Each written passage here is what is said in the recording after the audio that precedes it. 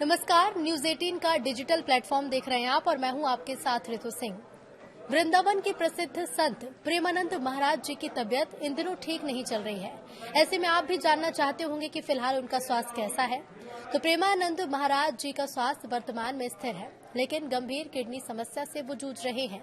उनकी दोनों किडनियां फेल हो चुकी हैं, जिसके कारण उन्हें रोजाना डायलिसिस की जरूरत पड़ रही है।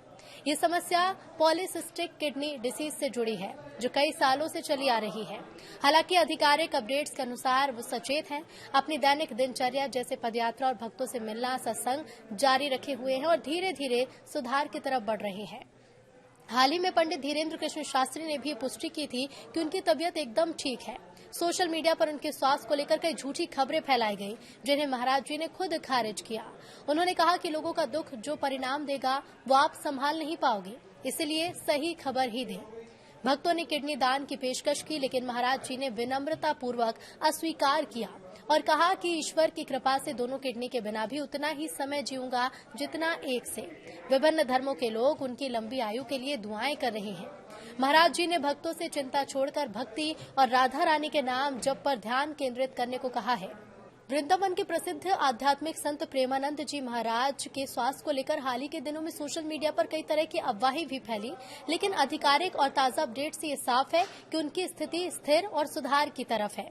वो गंभीर किडनी समस्या से जूझ रहे हैं, जिसके कारण दोनों किडनी फेल हो चुकी हैं और उन्हें रोजाना डायलिसिस की जरूरत भी पड़ रही है। लगभग 20 सालों से उन्हें ये समस्या है, लेकिन उनकी सकारात्मक सोच और भक्ति ने उन्हें मजबूत बनाए रखा है। फिलहाल महाराज जी स्वस्थ और सचेत हैं और वो अपनी दैनिक दिनचर्या जारी रखे हुए हैं। भक्ति गतिविधियां भी इसमें शामिल हैं। 16 अक्टूबर को उन्होंने खुद एक वीडियो संदेश जारी किया और कहा कि अब मैं ठीक हूं, आपकी प्रार्थनाओं और भगवान की कृपा से स्वास्थ्य में सुधार है।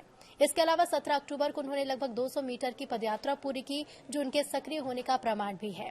अफवाहों को लेकर महाराज जी ने यूट्यूबर्स और रील मेकर्स को चेतावनी दी है कि फेक न्यूज फैलाने से व्यूज तो मिलेंगे, लेकिन अपराध से मुक्ति नहीं मिलेगी।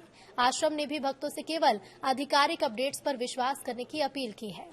वे डायलिसिस पर फिलहाल निर्भर है, लेकिन किडनी ट्रांसप्लांट की पेशकश को उन्होंने अस्वीकार कर दिया है, ताकि किसी को भी दर्द न हो। उनकी किडनियों को वे प्यार से राधा और कृष्ण नाम देते हैं। महाराज जी के स्वास्थ्य के लिए देश भर में प्रार्थनाएं हो रही हैं। जौनपुर, वाराणसी, आसनसोल और बांदा जैसे स्थानों पर हिंदू मुस्लिम एकता की मिसालें देखने को मिल रही हैं, जहां मुस्लिम समुदाय ने दरगाहों में चादर चढ़ाकर उनकी लंबी उम्र की दुआ मांगी है। बागेश्वर धाम के पंडित धीरेन्द्र कृष्ण शास्त्री ने 15 अक्टूबर को आश्रम जाकर मुलाकात भी की और कहा कि महाराज की तबीयत एकदम ठीक है। इधर एक मुस्लिम समाज सेवी एएस नोमानी ने किडनी दान की पेशकश की, जो मानवता का प्रतीक बनी। महाराज जी ने भक्तों को संदेश दिया है कि चिंता छोड़कर राधा कृष्ण नाम जप पर ध्यान दें। उनके अनुयायी आश्रम के बाहर भजन कीर्तन कर रहे हैं।